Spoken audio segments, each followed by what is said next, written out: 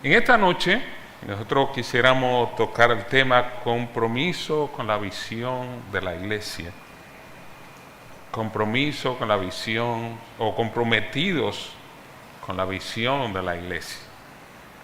Desde el viernes o del jueves, los hermanos aquí han estado tratando este tema. Hablaron acerca de la identidad de la iglesia, nuestro hermano Pedro Marrero. Anoche nuestro hermano Josué estaba hablando acerca de la misión de la iglesia. Y nosotros hoy quisiéramos tocar el tema de la visión de la iglesia, nosotros estar comprometidos con la visión de la iglesia. Le invito a ustedes a que abran sus Biblias en el libro de Filipenses, en su capítulo 3, versículo 13 y 14, donde vamos a leer esta porción y que en algún momento de esta noche estaremos reflexionando un poco acerca de él. Filipenses capítulo 3, versículo 13, allí el apóstol Pablo, hablándole a esta iglesia, dice lo siguiente: hermanos, yo mismo no pretendo haberlo ya alcanzado, pero una cosa hago, olvidando ciertamente lo que queda atrás y extendiéndome a lo que está delante, prosigo a la meta, al premio del supremo llamamiento de Dios en Cristo Jesús. Hermanos queridos, cuando estaba meditando acerca de este tema, estaba pensando en algunas situaciones que se dan en nuestro día a día. Y es el hecho de que hoy estamos en un mundo de suscripciones. Sí, suscripciones. La gente se suscribe a Netflix, a Amazon Prime, a Spotify. Todos esos lugares ofrecen beneficios. Hoy hay una epidemia también. Muchas personas se suscriben a los gimnasios y lo hacen con propósitos muy específicos. Ahora, cada uno de esos lugares nos ofrecen realmente beneficios siempre y cuando nosotros estemos activos y cumplamos con nuestra parte. ¿Cuál es nuestra parte? Bueno, pagar la mensualidad. Pero, ¿qué pasa cuando nosotros olvidamos esa suscripción? Que automáticamente dejamos de disfrutar los beneficios. De la misma manera, queridos hermanos, muchos creyentes han recibido la gracia de Dios, han hecho promesas, pero han olvidado el compromiso que viene con ello. Han dejado en pausa su suscripción espiritual. Y ahora que estamos en un mundo cambiante, lleno de distracciones, lleno de superficialidades, ser un verdadero seguidor de Cristo o estar comprometido con la visión de la iglesia requiere más que una mera profesión de fe. Requiere un compromiso profundo, un compromiso constante y un compromiso auténtico. De manera que nuestro compromiso con Cristo y su iglesia no es solamente una decisión momentánea, sino una entrega total que transforma nuestra vida, nuestros valores, nuestras prioridades y nuestro destino eterno. Ahora, ¿qué es eso de compromiso? Porque el tema es comprometidos con la visión de la iglesia. Bueno, quiero señalarle que la palabra comprometido tiene una raíz latina. Hay una palabra que se llama compromisum, donde la etimología es la siguiente. Con significa completo y promisum, una promesa. De manera que compromiso es una promesa completa, no una promesa parcial ni una promesa circunstancial, sino una promesa completa. De manera que viendo esto, nosotros podemos señalar de que también cuando hablamos de compromiso estamos diciendo lo mismo que una obligación contraída, es un deber, es una responsabilidad, es una palabra dada. Un compromiso es una promesa o un acuerdo o una finalidad que una persona asume de una manera consciente y voluntaria en la que se compromete a cumplir con ciertas obligaciones, responsabilidades o metas. Y en esencia implica una obligación moral o legal de actuar en concordancia con lo que ha prometido. Hoy en día la tendencia en el mundo es no asumir compromiso. La gente no quiere asumir compromisos de ningún tipo. Por ejemplo, ya cada día hay menos noviazgo en el mundo. Lo que llamamos nosotros noviazgo, la gente no quiere asumirlo. La gente no quiere casarse. El índice de matrimonio ha ido disminuyendo, no solamente en el exterior de nuestro país, sino aquí mismo, en nuestra nación. La gente no quiere criar hijos. La gente no quiere responsabilidades en su trabajo porque no quiere asumir ningún tipo de compromiso. También queremos ser irresponsables con los estudios, y ahora que hay tantas maneras de violar el sistema a través de la inteligencia artificial y a través de otros medios que hay, la gente no quiere estudiar. La idea de esto es estar libre y no tener ningún tipo de ataduras. Salomón hace muchos años reflexionaba en cuanto a las promesas que el hombre hace a Dios de la siguiente manera. Eclesiastés capítulo 5, versículo 4 hasta el 6. ¿Qué dice Salomón reflexionando acerca de las cosas que el hombre hace debajo del sol? Una de ellas es hacer promesas. Los creyentes muchas veces hacemos promesas. Sin embargo, Salomón dice lo siguiente: cuando a Dios haces promesas, no tardes en cumplirla, porque Él no se complace en los insensatos. Cumple lo que prometes. Mejor es que no prometas y no que prometas y no cumplas. Y dice más: no dejes que tu boca te haga pecar, ni digas delante del ángel que fue ignorancia.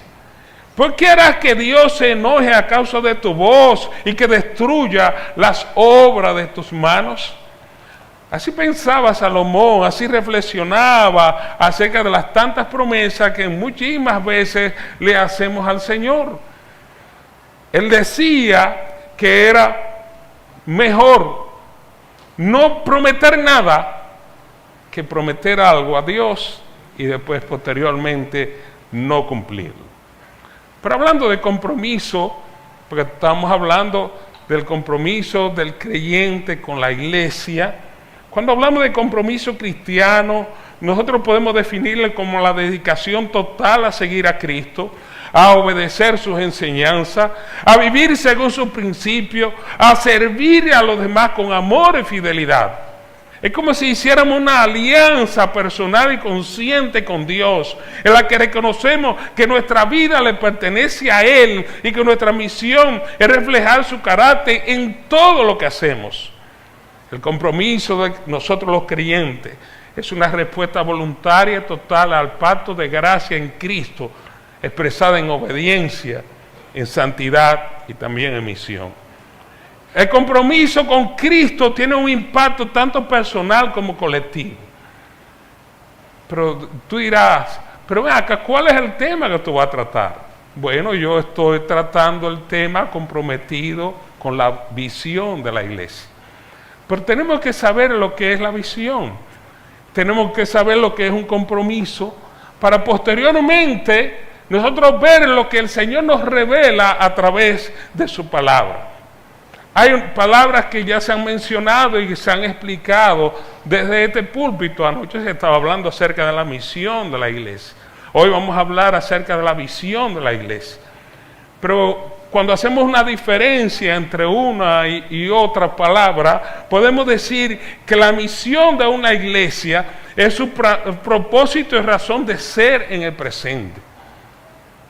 Definiendo lo que hace, por ejemplo, ¿cuál es la misión de la iglesia en el presente? Es hacer discípulos, es ir por todas partes del mundo, predicar la palabra, pero hacer discípulos a todos aquellos que creen en el Señor, reclutar para Cristo a todas las personas.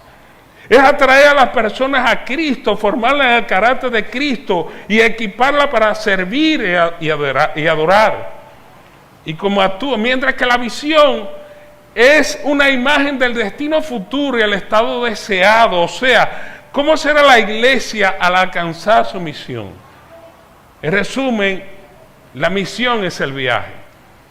Lo que hacemos ahora, lo que ejecutamos en este momento preciso, es el camino y lo que se está haciendo. Pero la visión es el destino, el resultado que deseamos obtener. A eso nosotros llamamos visión. Y en este caso particular, visión de la iglesia. Cuando hablamos de la visión de la iglesia, estamos hablando del estado futuro al que aspira la iglesia. Una imagen clara de su propósito y de cómo se verá al completar su misión. Se enfoca en el futuro a largo plazo, aspirando a un estado ideal o a un resultado deseado. Por ejemplo, ¿cuál sería una visión de una iglesia local? Bueno, todos desearíamos tener o ser una iglesia guiada por la Biblia, una iglesia guiada por el Espíritu Santo, que estemos centrados en Cristo y que estemos cada uno de los integrantes de la iglesia comprometidos con la gran comisión. Eso sería una visión de una iglesia local. Ahora, no solamente la visión de la iglesia se enfoca en este aspecto. Cuando hablamos de la visión de la iglesia, estamos hablando de algo más global, de algo gráfico y a veces menos específico que la misión, representando con esto la aspiración final. En otras palabras, si la visión de la iglesia se centra en el futuro, una pregunta que nosotros debemos hacernos como integrantes de una iglesia local es cómo quisiéramos nosotros ver nuestra iglesia al paso de los años. Anoche Josué desafiaba a la iglesia recordando algunas cosas. ¿Cuántas iglesias había en Puerto Plata hace 20 años? Decía nuestro hermano. Pero ¿cuántas iglesias se han fundado en esos 20 años después? Cuando hacía 80 años había una cantidad específica de iglesias. Pero cuando cumplimos los 100 años de la trayectoria de la iglesia Templo Bíblico en Puerto Plata, ¿cuántas nuevas iglesias se han llegado a fundar? Hermanos queridos, cuando hablamos de la visión de la iglesia, estamos hablando de cómo nosotros quisiéramos ver la iglesia local en el futuro. ¿Qué aspecto ya nosotros haciendo la gran comisión, cumpliendo con la misión de la iglesia en el día de hoy, qué vamos a obtener posteriormente? Cuando usted va a un gimnasio y comienza a hacer ejercicio, ¿qué usted espera obtener haciendo ejercicio? Bueno, ponerse más fuerte, ser más saludable, poder estar más ágil. Todas esas cosas usted quiere obtenerlas cuando usted va a un gimnasio a hacer ejercicio. Bueno, pues la iglesia, cumpliendo con su misión, pues lo hace con un propósito específico que espera ver los resultados en un futuro cercano. Pero viendo esto, ¿qué cosas nosotros quisiéramos ver en la iglesia local en los años que vienen? Miren, cada iglesia es distinta.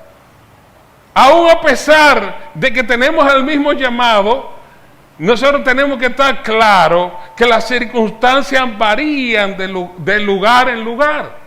Pero sí una cosa que nosotros podemos decir que es necesario, que es importante que una iglesia obtenga a lo largo del tiempo y que sea una comunidad modelo en medio de un mundo perdido.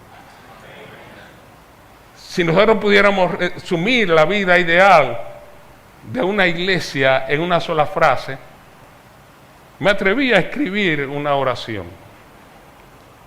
Nosotros nos reunimos para adorar a Dios, pero nos dispersamos para adorar a Dios y dar testimonio de Él. Voy a repetirlo. Si viéramos la vida ideal de una iglesia en una sola frase, tendríamos que decir que cuando nos reunimos para adorar a Dios, pero cuando nos dispersamos, seguimos adorando a Dios y damos testimonio del Señor. Ese es el testimonio al cual debe enfocarse una iglesia local. Pero esta es la realidad de la iglesia de hoy. Podemos nosotros señalar esto acerca de nuestra iglesia, de que primero somos una comunidad modelo. Segundo, de que realmente cuando nos reunimos es para adorar a Dios. Cuando nos digregamos, cuando salimos del templo, seguimos adorando a Dios con nuestras vidas y damos testimonio de Él. Es esa la realidad de la iglesia en el tiempo en el cual estamos viviendo. Y hermanos, estamos en medio de un mundo perdido donde la desconfianza, donde la maldad, donde la ingratitud cada día crece más. Lo que es imprescindible es que la iglesia continúe ejecutando su misión, si es que la hace. Y cada uno de sus integrantes nos comprometemos a no perder de vista nuestra visión. Cuando hablamos de compromiso, ¿qué dijimos? Que es una promesa, ¿cuál? ¿Parcial o completa? Completa. No es por pedazos, no es cuando yo quiera, no es cuando a mí me parezca o cuando a mí me nazca. Cuando estamos comprometidos, estamos haciendo una promesa completa ante Dios de que lo que vamos a ejecutar lo vamos a hacer en su nombre, pase lo que pasa. Ahora, la sociedad actual necesita muchas cosas. Necesita la palabra de Dios, necesita que oremos por nuestro país, nuestro país necesita ser evangelizado. Pero una de las cosas que necesita nuestra nación es un modelo. Lástima que los modelos hoy en día se han tergiversado de tal forma que lo peor se le llama lo mejor y a lo mejor se le llama lo peor. A lo bueno se le dice malo y a lo malo se le dice bueno. Esa es la realidad que estamos viviendo en el tiempo actual. Pero Dios quiere decirle a la sociedad actual a través de la iglesia, hablando de nuestro país, yo quiero que República Dominicana sea como es mi iglesia. Ella es el modelo para toda la sociedad. ¿Será así? ¿Será esta una realidad en la iglesia local donde estoy? Estas no son solamente palabras, sino que hay hombres y mujeres transformados por Cristo, que son modelos de Cristo para toda la sociedad.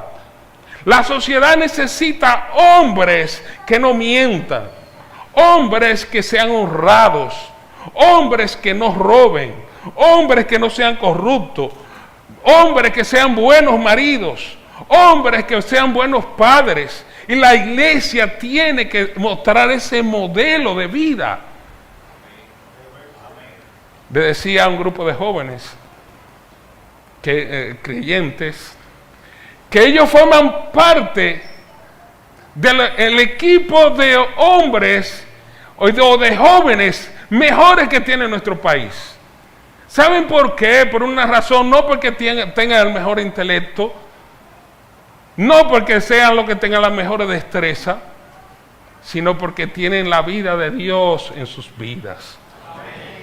Y nuestro país necesita ver este modelo. Y debe de ver este modelo en cada integrante de la iglesia local. La iglesia local debe estar compuesto entonces por los mejores hombres y mujeres que forman parte de nuestra nación. Y veamos 4 puntos en los cuales nos vamos a enfocar. 4 puntos que nos muestran parte de lo que debe ser la visión de la iglesia. En primer lugar, la iglesia, para ser modelo, necesita que los hermanos individualmente estén comprometidos con vivir vidas centradas en Cristo. Y ser cristiano en este tiempo no es solamente una etiqueta, es una forma de vida. Nuestro compromiso demuestra que somos seguidores genuinos de Cristo y que nuestra fe no es superficial ni tampoco pasajera. El estilo de vida de los discípulos delató su identidad ante sus opositores, impactó la vida de muchas personas. Busquemos el Evangelio según San Mateo, capítulo 26, verso 73.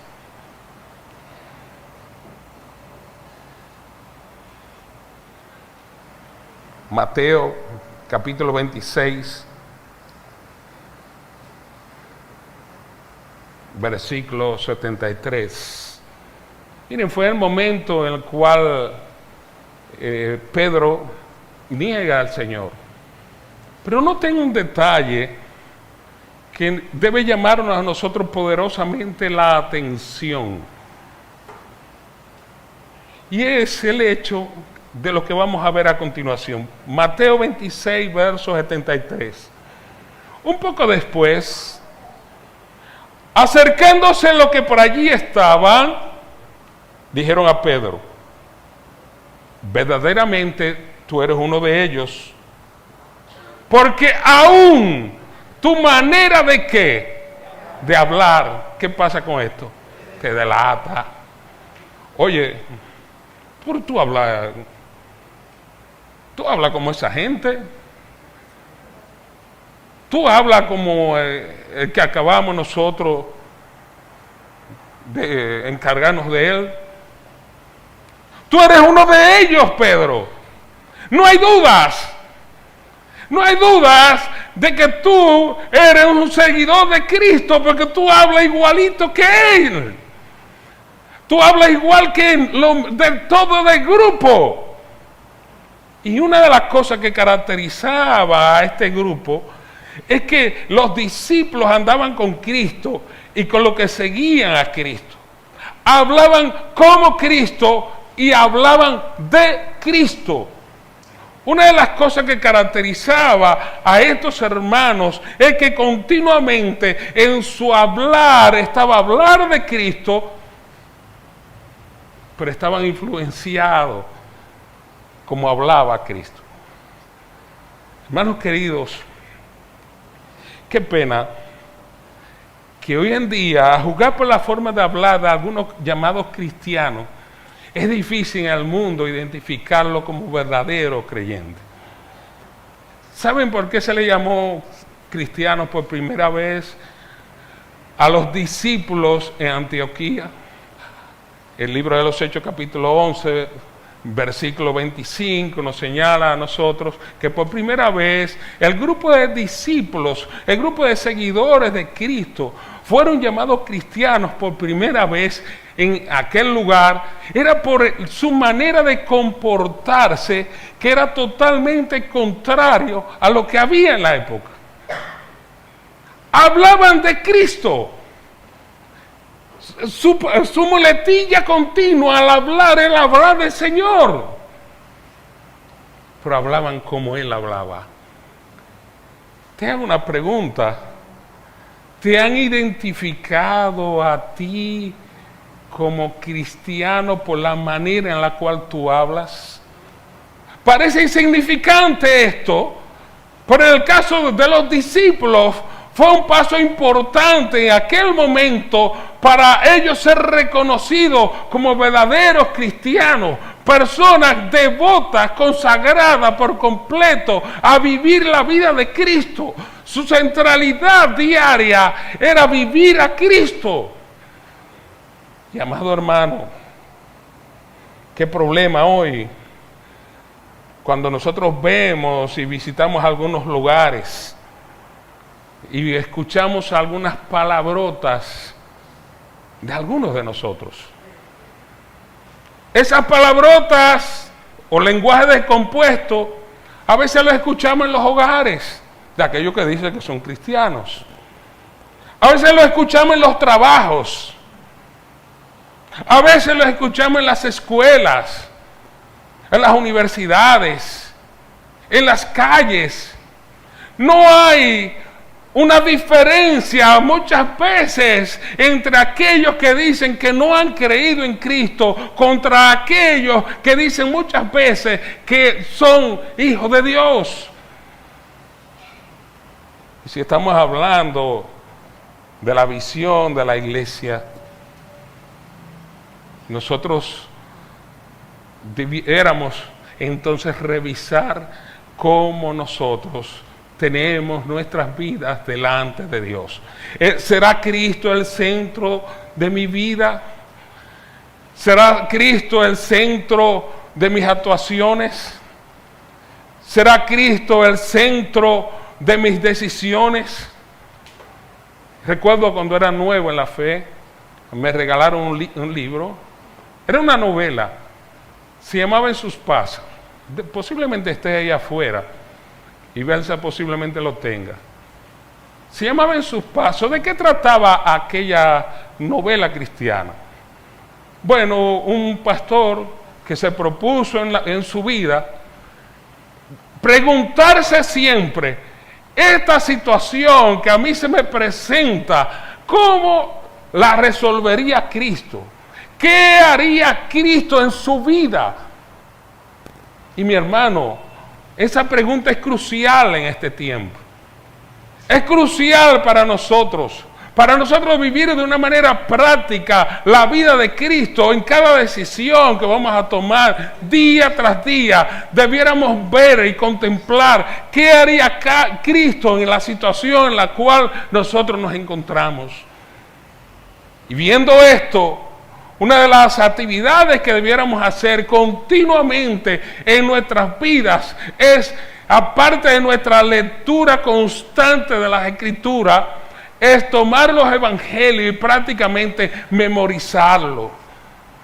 Desempolva tu Biblia y comienza a leer una y otra vez los evangelios para que vea la vida de Cristo. Si bien es cierto que los 66 libros de la Biblia apuntan a nuestro Señor y Salvador Jesucristo, no menos cierto es que su vida terrenal estuvo reflejada en los 4 evangelios que nosotros vemos en las Escrituras. Apréndelo, estúdialo. Mira la vida de Cristo y comienza a imitarle. Si bien es cierto que esto fue prácticamente el deseo de Pablo en su tiempo, de conocer plenamente a nuestro Señor Jesucristo, en el pasaje que nosotros leímos de Filipenses, en su capítulo 3, versículo 14, Pablo dice, prosigo a la meta, al premio del supremo llamamiento de Dios en Cristo Jesús. Pablo, que era mejor creyente que yo, tenía una meta, tenía una visión, tenía un lugar a donde mirar. Y él decía, en cuanto al conocimiento pleno de nuestro Señor y Salvador Jesucristo, yo prosigo a la meta, o sea, todavía no lo he alcanzado, todavía sigo corriendo, todavía sigo ejerciendo todo lo posible por conocer a mi Señor en plena cabalidad. Si Pablo no decía estas palabras en su tiempo, ¿cuánto más nosotros en el tiempo que nos ha tocado vivir? Hermanos queridos, una pregunta que debemos hacernos otra vez, la voy a repetir. Por tu actuar y forma de hablar, ¿Alguna vez te han señalado como cristiano? Por tu manera de actuar, por tu manera de ser, por tu manera de hablar, ¿te identifican como cristiano? Nos identifican colectivamente a todos nosotros como creyentes por la manera en que actuamos. Puede decir el mundo ahí en la calle que nosotros realmente servimos al Dios que adoramos por la manera en la cual nos comportamos día a día. ¿Qué impacto tendría en nuestra comunidad o en la comunidad alrededor de nuestra iglesia si todos y absolutamente todos nos comprometíamos a vivir a Cristo? ¿Cómo serían los hogares? ¿Cómo serían los matrimonios que tengan un comportamiento como Cristo? ¿Cuál sería el impacto en la sociedad con empleados públicos y privados que muestren a plenitud la vida de Cristo? ¿Cómo sería nuestra sociedad si nosotros, el remanente fiel, nos dedicamos a vivir a Cristo día tras día? Hermanos, la visión de la iglesia apunta hacia allá. Usted diría, pero ve acá, eso debiera ser la misión, porque eso debiera ser parte, el ABC de nuestras vidas cristianas. Sí lo es. Pero si bien es cierto de que está ahí, está reflejada en las Sagradas Escrituras, hoy en día el creyente muchas veces adolece de una verdadera identidad en Cristo. No sabe quién es y no lo aplica directamente en su vida. Para estar comprometido con la visión de la iglesia, aparte de tener hermanos comprometidos con vidas centradas en Cristo, también nosotros como creyentes debemos estar comprometidos a alcanzar la unidad plena y madurez espiritual de una manera colectiva a través del uso de nuestros dones. Efesios capítulo 4, versículo 13. Efesios 4, verso 13, la palabra de Dios nos dice lo siguiente. Bueno, voy a leer desde el 11.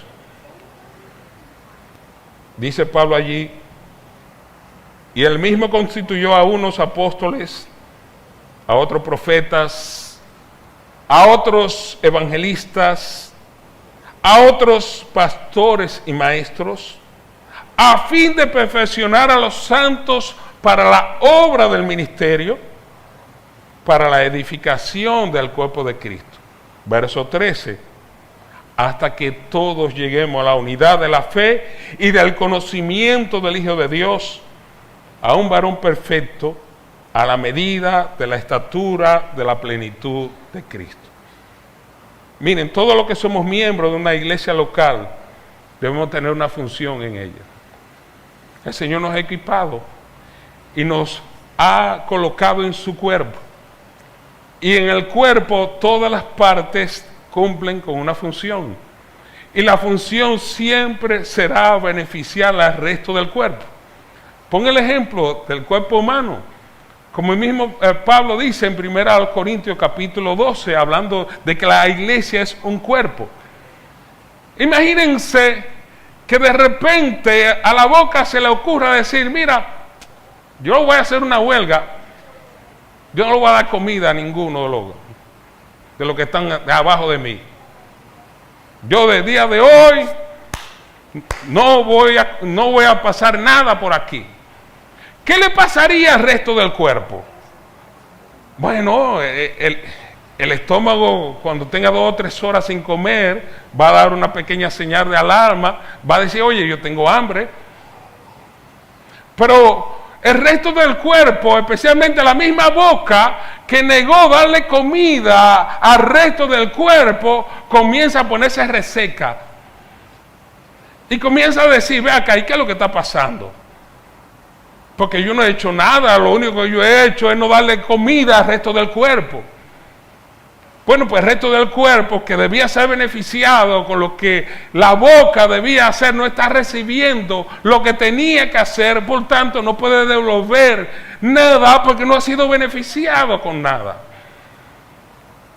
Amado hermano, el Señor nos ha dado dones, nos ha dado capacidades espirituales, y esas capacidades espirituales es para bendecir al resto de la iglesia. Por tanto, el don que el Señor te ha dado a ti es para el beneficio del resto del cuerpo. Tú cumples una función. Todos cumplimos con una función dentro de la iglesia, y el Señor ha dado distintos tipos de capacidades. Por eso me llama mucho la atención cuando algunos hermanos salen solos a hacer lo que ellos quieran por el mundo y entienden que el don es de ellos y no de la iglesia. Entonces, cuando hablamos de visión de la iglesia, para poder alcanzarla, debemos estar comprometidos a alcanzar la unidad plena y una madurez espiritual colectiva a través del uso de nuestros dones espirituales. Lo leímos ahí en el libro de los Efesios, su capítulo 4 y su versículo 11 en adelante. El concepto de un miembro inactivo en la iglesia es una contradicción de términos. Bíblicamente no se puede existir de esa forma. Por eso se nos exhorta a conocer nuestros dones, a conocer nuestras capacidades, para usarlo de la mejor manera al servicio de la iglesia para la gloria de Dios. La gran diversidad que hay en nuestra iglesia es nuestra fortaleza. Uno está equipado con una cosa, otro está equipado de otra forma, otro de otra forma, pero todos tenemos que interactuar mutuamente entre sí para beneficio del cuerpo de nuestro Señor y Salvador Jesucristo. Todos debemos entonces trabajar, todos debemos tener un rol. Como todos somos diferentes y tenemos diversos dones y capacidades, vamos a cumplir distintas funciones. Hermano, la vagancia no forma parte del cuerpo de Cristo. El no estar comprometido no forma parte de un hijo de Dios. Si en este momento te has descuidado, es el momento de recordar, oye, yo debo estar comprometido con la visión de mi iglesia. Mi iglesia, ¿qué quiere? Una unidad plena, una unidad cabal. ¿Y cómo yo contribuyo a esa unidad plena y cabal? Usando mis dones, usando las capacidades que el Señor me ha dado, ejecutándola, ejercitándola de una manera continua. Si eres hijo de Dios, Dios te ha dado al menos un don. Si no eres hijo de Dios, entonces tú no puedes estar equipado con nada. Si tú no estás ejercitando entonces un don que tú crees tener o que debieras tener, entonces debieras revisar en qué tú has creído. Entonces, fíjense, viendo esto, aparte de estar comprometidos para alcanzar la unidad plena, debemos estar comprometidos con la palabra para alcanzar madurez.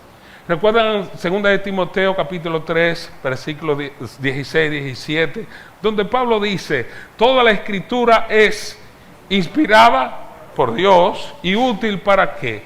Para enseñar, ¿para qué? Para corregir, para redarguir, para instruir en justicia, a fin de que el hombre de Dios sea ¿qué? Perfecto, enteramente preparado, ¿para qué? Y lo dice en un contexto donde Pablo le advierte a Timoteo, mira, este es el carácter de los hombres de los últimos tiempos. Hombres desleales, hombres ingratos, hombres malos, hombres perversos. Pero posteriormente, en esos versículos finales de este capítulo, Pablo le recuerda a Timoteo lo siguiente, oye, tú desde la niñez has sido instruido en la palabra. Tu abuela y tu madre se ocuparon de esto. Tú has sido instruido en la palabra, y esa palabra, ¿para qué es útil? Es útil para que tú tengas madurez, para que tú puedas crecer, para que tú tengas una madurez plena, ejercitando todo aquello en lo cual tú has sido instruido a través de todo el tiempo. Y mis queridos hermanos, hoy en día necesitamos en la iglesia local hombres comprometidos con la palabra. Qué bueno cuando uno ve, a muchos jóvenes que hoy en día se han levantado y han querido estudiar la Biblia. Pero esos jóvenes no son la iglesia. La iglesia local está formada por todo el conjunto de creyentes. Por tanto, ese llamado, ese entusiasmo que los jóvenes están teniendo hoy en día para estudiar la palabra, debe ser extensivo para todo el resto de la iglesia. Toda la iglesia debe amar la palabra, debe estar comprometido con la palabra, para entonces hablar nosotros de madurez. Madurez no es solamente estar viejo. Hay muchas personas que pueden tener muchos años y no ser personas maduras. Hay creyentes que tienen muchos años en el Evangelio. Y porque tengan muchos años en el Evangelio, no podemos hablar de madurez. Cuando hablamos de madurez, estamos hablando de un ejercicio pleno. Estamos hablando de una utilización correcta de la palabra de Dios en sus vidas. Estamos hablando de un ejercicio práctico y continuo, día tras día, donde la palabra de Dios se convierte en la actividad principal en la cual se ocupa día tras día. La iglesia como tal, si hablamos de visión, de lo que quisiéramos alcanzar en breve, debe de ser de que todos estemos comprometidos a estudiar y a vivir la palabra de Dios. De lo contrario,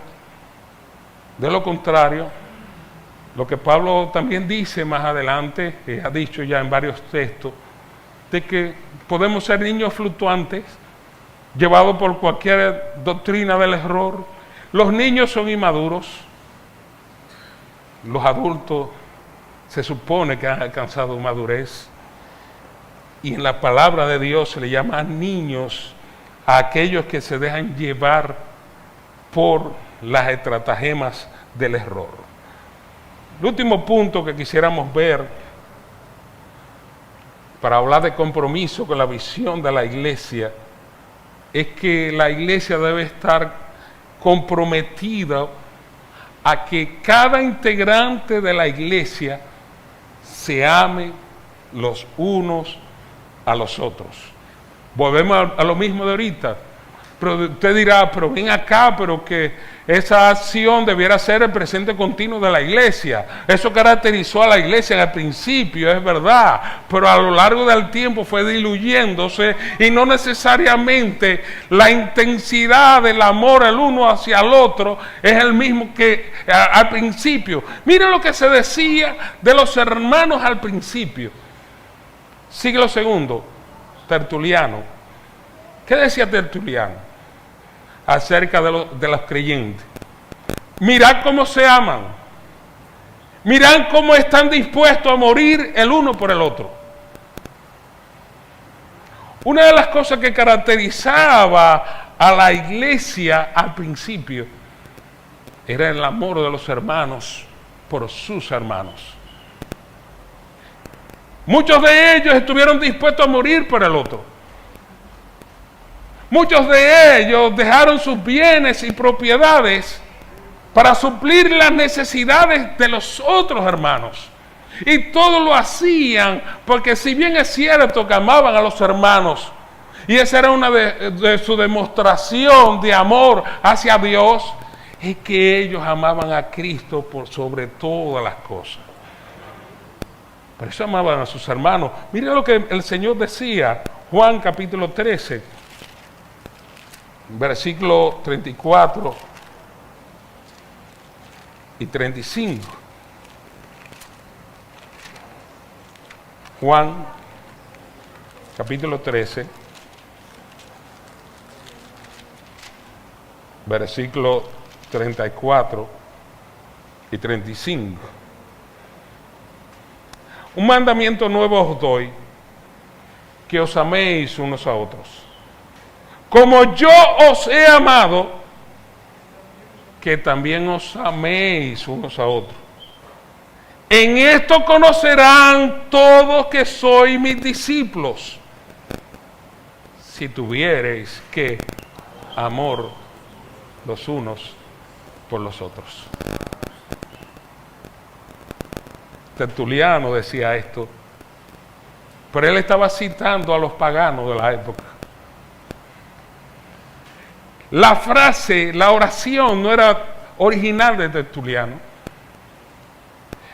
Era original de aquellos que aborrecían a Dios. Pero cuando se referían a los creyentes de su época, decían, oye, mira cómo se aman. Mira cómo están dispuestos a morir los unos por los otros. Si decimos que amamos a Dios es porque amamos a nuestros hermanos.